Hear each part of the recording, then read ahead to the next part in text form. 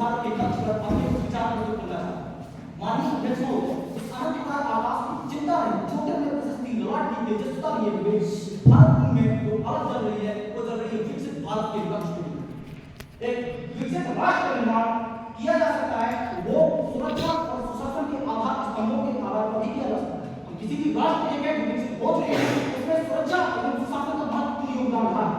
सुशासन के आधार पर अगर हम देखते हैं सुशासन जागरूकता विकसित करती है और जागरूकता आती है शिक्षा से। आज हमारे देश में विगत 75 वर्षों से जो शिक्षा प्रणाली चली आ रही थी वो मैदानी शिक्षा प्रणाली पर आधारित थी। क्या था उसका काम? उसका कार्य था अंग्रेजों के लिए नौकरी को तैयार करना और विकास होता है ऐसी शिक्षा प्रणाली पर जिसमें हमारे देश के लाखों करोड़ों युवा जो हैं वो ग्रेजुएशन करते हैं एवं बेरोजगार होकर के बैठ जाते हैं। राष्ट्र मांग करते हैं उनको रोजगार दे। हमें ऐसी शिक्षा प्रणाली की आवश्यकता थी जो देश में ऐसे लोगों को निर्माण करे जो व्यक्ति पढ़ लिख करके आए और वो स्वयं रोजगार का निर्माण करे। और हाल ही में ऐसी नई शिक्षा नीति 2020 के माध्यम से शिक्षा प्रणाली विकसित की गई थी। मुख्य आधार पर देखें तो विधायिका, कार्यपालिका, न्यायपालिका एवं मीडिया जैसे आधार स्तंभों के साथ हम सुशासन को देख सकते हैं। विधायिका के आधार पर आज हमारे राष्ट्र में एक सशक्त सरकार है जो अपने निर्णय लेने के लिए किसी के लिए भी बात नहीं है। धारा 370 जैसे अटल निर्णय जो लगातार चले आ रहे थे राज्य को विशेष दर्जा दे रहे थे वैसे निर्णयों को हमारी सरकार ने हटाया। पुलवामा जैसे अटैक का हमला हमने जाकर उनके घर में घुसकर निर्माण कर दिया। ऐसी सशक्त सरकार आज हमारे देश में है और वह विकसित भारत के लिए कार्य कर रही है। कार्यपालिका के आधार पर देखें तो विभिन्न मंत्रालय अपने अपने स्तर पर आज आगे प्रस्तुत कर रहे हैं, चाहे देश मंत्रालय को ऐसे संगठन को जाकर उन्होंने रशिया यूक्रेन वॉर में हमने रशिया का साथ दिया। हम अमेरिका की चपेट में नहीं है। इसराइल फिलिस्तीन जैसे बात में हमारा जो स्टेप है, हमारा जो कार्य है वो सब दिखाई दे रहा है। आज महादीप जब 200 वर्ष पूर्व आंख दिखाई हमको तब हमारे देश ने एक आंदोलन प्रकट किया कि हम जैसे महादीप जैसे क्षेत्र के लिए हमारा पूरा राष्ट्र बना हुआ है और साइबर महादीप जैसे ट्रेन चलाएंगे। उसके लिए आवश्यकता होती है एक कार्यपालिका की, विधायिका की और इनको अगर कोई नियंत्रित कर सकता है ताकि ये अनियंत्रित ना हो सके तो वो होती है न्यायपालिका। और हम न्यायपालिका के मुद्दों को देखें तो आज हिंदुस्तान केस का उदाहरण 2 दिन पूर्व आया था जिसने उसके अपराधियों को जो कि रेपिस्ट थे उनको वापस लेने में डाला है जो कि गुजरात सरकार के फैसले की अवहेलना करके हुआ।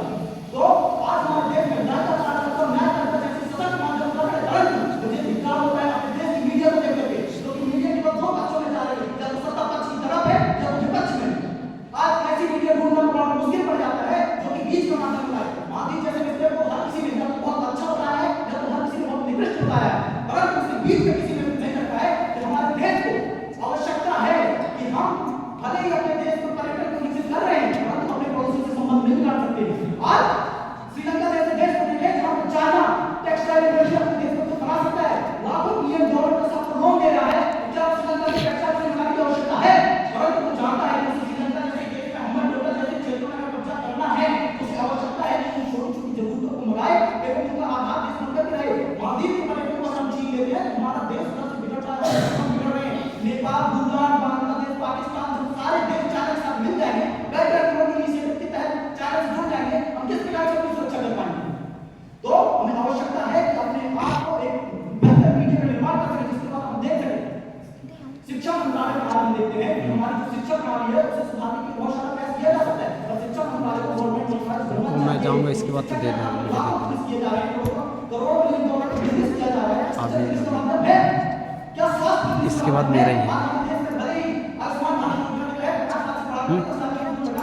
पता नहीं।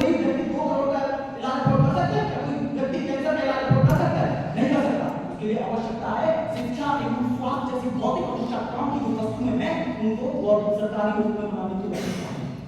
दूसरा सुरक्षा के आधार पर हम देखें तो हम आर्थिक, सामाजिक, राजनीतिक, सांस्कृतिक तत्पश्चात सीमा एवं साइबर सुरक्षा को देखते हैं। आर्थिक आधार पर आज हमारा देश 3.68 ट्रिलियन डॉलर के साथ विश्व की सबसे बड़ी इकोनॉमी उभरा है जो कि 2029 तक ऐसा मान लगाया जा रहा है हम विश्व की सबसे बड़ी तीसरी अर्थव्यवस्था बन जाएंगे। पर जब देखिए अपनी सोच को हम 2029 में तीसरी बड़ी अर्थव्यवस्था बनना चाहते हैं जो कि 5 ट्रिलियन डॉलर है और आज चाइना आज 18 ट्रिलियन डॉलर है और यूएस 25 ट्रिलियन डॉलर है।